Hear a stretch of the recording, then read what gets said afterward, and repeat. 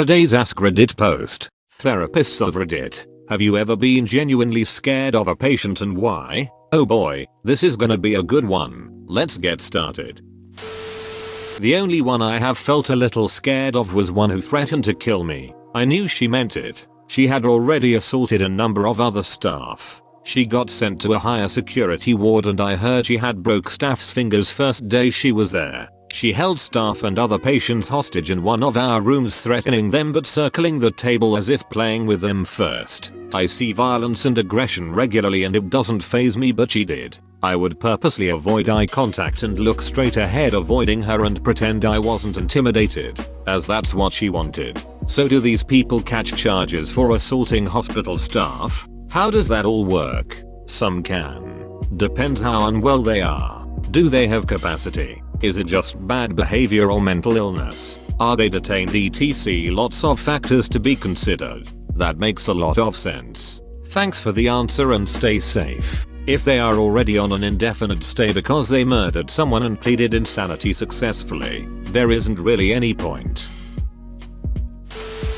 I'm an actual therapist. The first in the thread. The only time I've ever been scared is when my physical safety is threatened, such as a patient blocking the door, hinting they know where I live, or implying they'd like to hurt or rape me. I have a stellar poker face, and once these really tough patients realize that I'm unfazed, they usually drop it. My strength in therapy is mostly just broad acceptance and tolerance of whatever they bring to the table. I let them know when I have to break confidentiality from the get-go, and that's that. I am a new therapist, and like you, have already experienced the threat of physical safety by hinting they know where I live, my personal number, social media, or commenting on my body. How the hell do you even respond? Silence? Or do you talk about it? Because I have struggled with this and no one really tells you how to deal with it.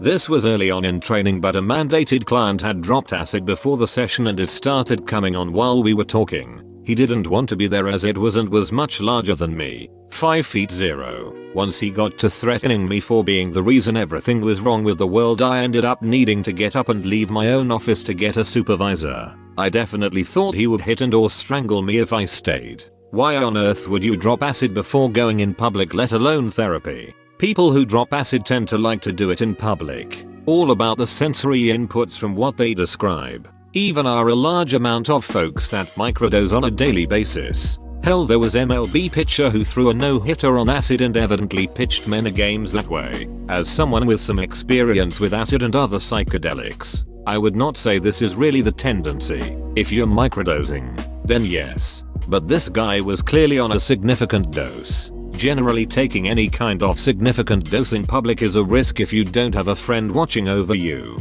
You don't know what could trigger negative thoughts that could send you into a bad trip. And you don't know how you're going to react to things. It's a good way to end up in the hospital, which is no fun. If you have a sober friend to trip sit you, then you can go out to a park or concert much more safely. And it can be a really great experience as long as you stay with them. This guy obviously was kinda off the rails, so he took no such precautions. I honestly wouldn't be surprised if he forgot he had the therapy appointment and then remembered after taking it or something like that. TLDR.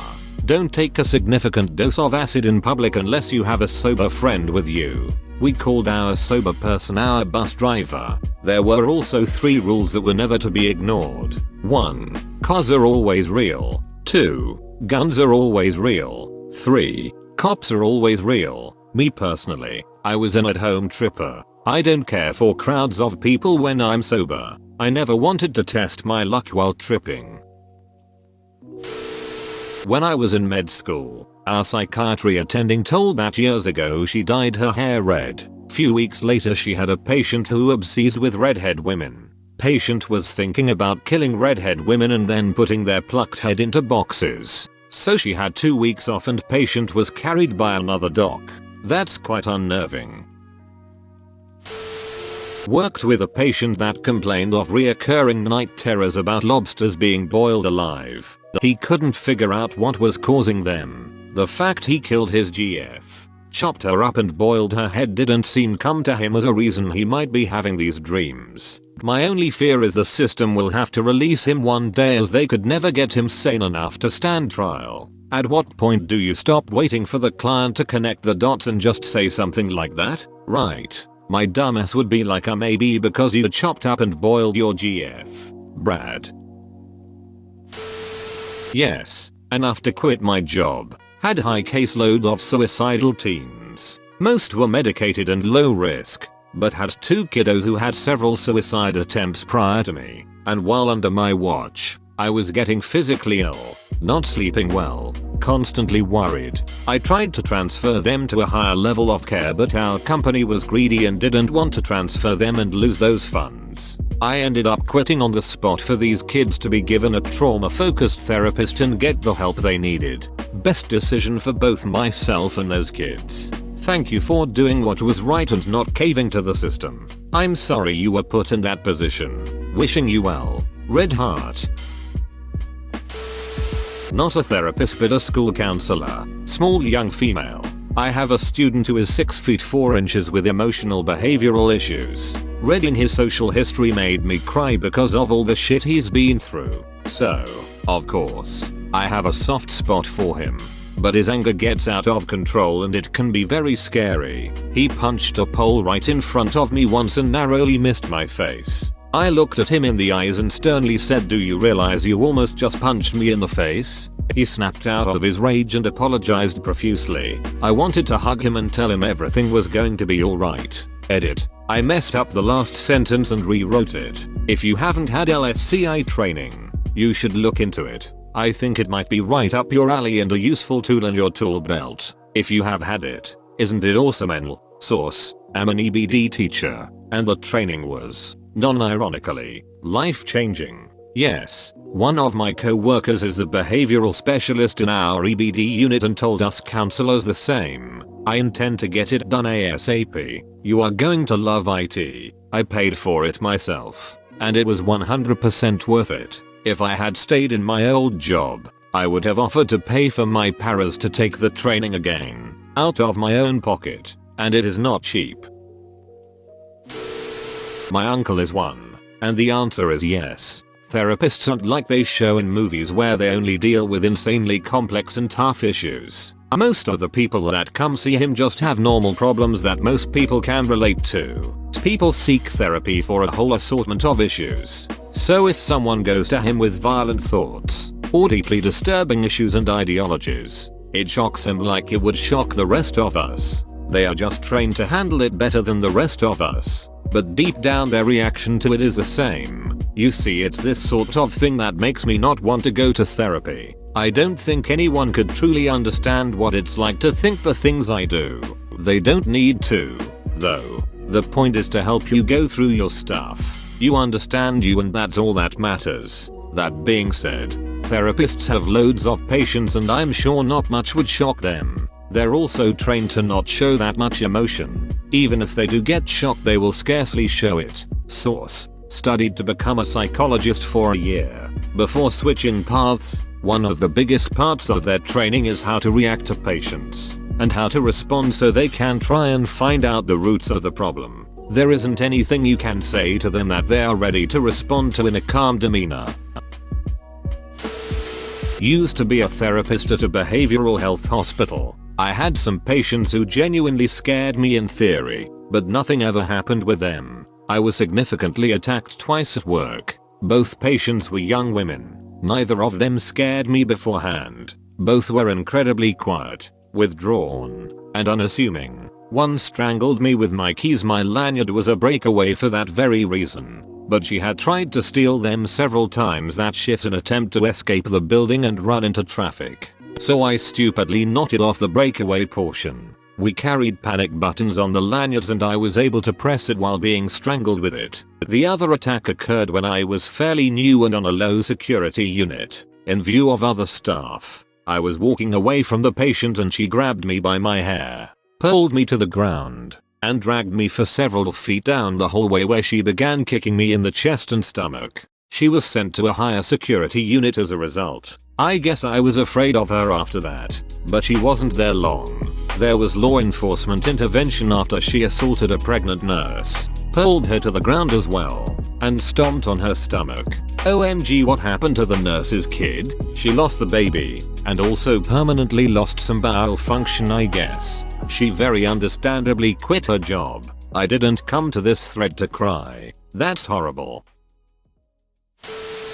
In my first semester as a practicum therapist, I had a gentleman client bring a large hunting knife to session one day. He had it in his waistband in the back. He revealed it halfway through our session. He had been referred to our practice for anger issues. Another client, this enormous dude, confessed to punching a sleeping infant in the face and head repeatedly because he had become jealous of it. Then one day he comes into session. He seems more calm than usual. And as we discuss the previous week's session, he tells me about how much he hates his wife, and he had incidentally bought a gun to go deer hunting. We are in SoCal. That was the last session we had before he stopped coming. I still think about that guy a lot. I hope that babe is okay. When in doubt, report. I feel like if an enormous dude punched a sleeping infant in the face and head repeatedly, it's most definitely not okay. Probably dead or has brain damage. Client copped to it several years after it happened. Victim survived. That's the extent of what I know.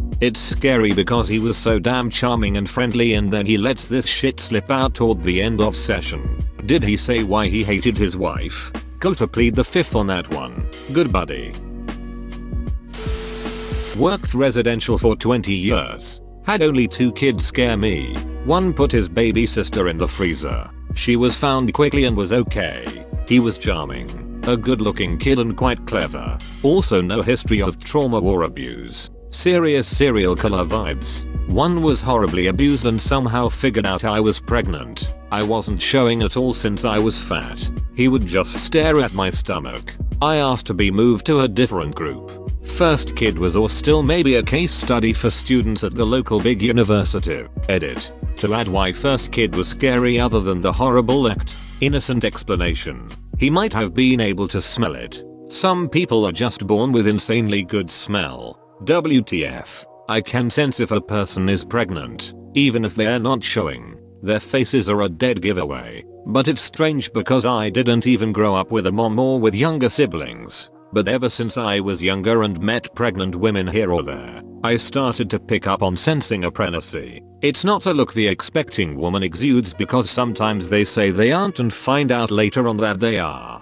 My dads were friends with my bio mom when I was younger. One still is. And I sensed she was pregnant when I was 10. Again when I was 12. And again when I was 17. When I was 17, I knew before she did. It creeps me out when I figure it out. So I don't share it anymore. I found out each time one of my sister-in-laws was pregnant, but I told no one aside from my husband. She'd always show when she was in her second trimester. If a person isn't showing, I keep it to myself. What about their faces changes? Have you ever saw a stranger who isn't visibly pregnant at all and thought they're pregnant? Yes, and still scared of them. They were very delusional and a heavy addict. They decided our therapeutic engagement was a love story unfolding. Ended with the SWAT team showing up at the office when they showed up with a weapon and lost their shit when I wasn't there. They disappeared for a couple years. They appeared behind me on a bus one day and said, "I saw you with your daughter at your house, she's really pretty." Then gave me my address. They are a known sex offender. I moved as soon as I could. What the fuck? Jesus Christ. Not a therapist, but I used to be friends with someone with borderline personality disorder and Munchausen's. She couldn't keep a therapist. It wasn't until late in our friendship that I realized just how mentally ill she was. She lied all of the time. Her efforts even with her therapists were with the sole purpose of being seen as a hero. When therapists would tell her that they weren't able to help her and she needed someone who specialized in BPD, which she didn't think she had, she'd be furious. I genuinely worried about her therapist and anyone around her. There was a time I even let the therapist know what she was saying to see if she wanted me to report it to the police. The woman was very, very scary. I'm not a therapist, but I know someone who once worked at a behavioral hospital. Scariest thing they told me was when a client admitted themselves after blacking out on Ambien. They woke up one morning, covered in blood, and could not find the source. They went to the bathroom only to find that their poodle was disemboweled. Demonic words were written in blood on the walls, and there was a recording of them doing everything on their own. They swear they had no recollection. Nothing. The clinician called the family to gain further history and background. Evidently, that wasn't the person's first time mutilating animals and this was a pattern. The family said that they reviewed the video and it was a massacre. Face screaming in fear. I take Ambien for sleep. The blacking out and doing things you don't remember is typically called the Ambien walrus. I can't imagine this could happen just from the Ambien. You're still cognizant while doing whatever thing. The most loopy shit I've ever done was try and make muffins in the middle of the night and got the wise idea to pour the muffin mix in the toaster. Had to get a new toaster. Craziest shit I've done is rearrange some kitchen cabinets. Usually I decide I'm hungry for really random things. Even if I won't disembowel my beagle. I'm still glad I decided to try THC before Ambien. Only thing I have to deal with is the morning after werewolf scene. Oh god. I actually ate 3 cans of spaghettios. Oh, I just ate from the can. Why didn't I heat them up first? I do intake for court-ordered mental health services. Often it's not even the client themselves, it's the parents or spouse of a client who on learning that they will in fact actually have to work to change a behavior or have some inconvenience placed on them. Jimmy needs to be picked up from school at the end of the day and then be supervised at all times. Guns need to be removed from the home. These people end up throwing a fit in my office or approaching me at a store months later with unknown and hostile intentions to either tell me services didn't work or everything is fine. Gee, I guess we didn't need to do that all along. It's heartbreaking how many kids' biggest obstacle in life will be overcoming their childhood home environment. Edit. Typo. I used to be a therapist before this story. So basically I got this patient who witnessed his mom get stabbed by his father. After that happened he only started talking about gore and threatening people. I worked with him for a month and he started getting way better. I started to get comfortable in front of him and so did he. Then one day he comes into my office. He comes up to me and from his back he pulls out a knife. I barely have time to dodge the knife. The guard runs into the office and grabs the kid. He got sent to juvie and I quit after a week. TLDR. Almost got stabbed by a patient. Holy shit, now you have to go to therapy. Not a therapist per se, but in a therapeutic role. I had a patient that was very sick. He was very racist towards white women, which I am. So he was already combative with me. The worst encounter was when he had me cornered in the office, where I was the only staff, and was posturing at me because I made a short comment where I disagreed with him on the formation of black holes. The second time was in someone's home. I was on edge before even going and due to the situation. While speaking with this person, they continued to escalate but couldn't explain to me what was going on. Turns out he was in recovery from his pedophilia and had assaulted a minor child the night before. He escalated to a point where I was scared for my personal safety, and when I went to leave I found that he had removed the doorknob and I was locked in the apartment with him. I was able to talk him into letting me go, but I really didn't know if it was going to happen. This is why you carry pepper spray on you. People. Company policy stated we weren't allowed to carry weapons. We were allowed to carry flashlights though, and there was no rule on the size. Bonk that methodica in the head with one. My therapist ghosted me after cancelling my last 3 sessions with her last minute and no longer responded on her work email or phone. I'm very certain I disturbed her, and needless to say I'm not doing well knowing that my therapist ran from me, gave up on me without explaining why after it took almost a decade to build the courage to seek help. That's ducking awful and should not have happened. They can lose their license for abandoning patients if you felt the need to report them. Proper procedure is to take to the patient and then refer them to someone who specializes in what you need. You're probably right. But until buying enough food to live is not on the forefront of my mind. Dealing with a shitty therapist is a little too much for me to handle for now, lol. She practiced independently and I just got pissed and was too frustrated to even think about her for a long while. Well, if you're in the US let me know and I can help you find their licensing board. I hope your situation turns around. The only client who scared me was one that was nice to me. He was awful to everyone else on the treatment team and would never comply with services until I came along. He always greeted me with a smile and wanted to know what I did in my spare time. Asked personal questions.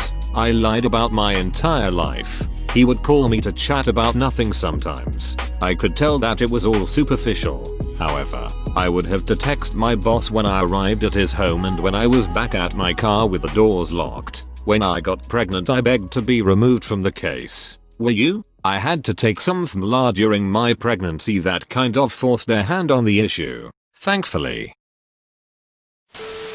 Bro, you actually watched the whole video. I'd give you a high five if I was a human. Make sure to click the like button and subscribe for more great content. See you next time.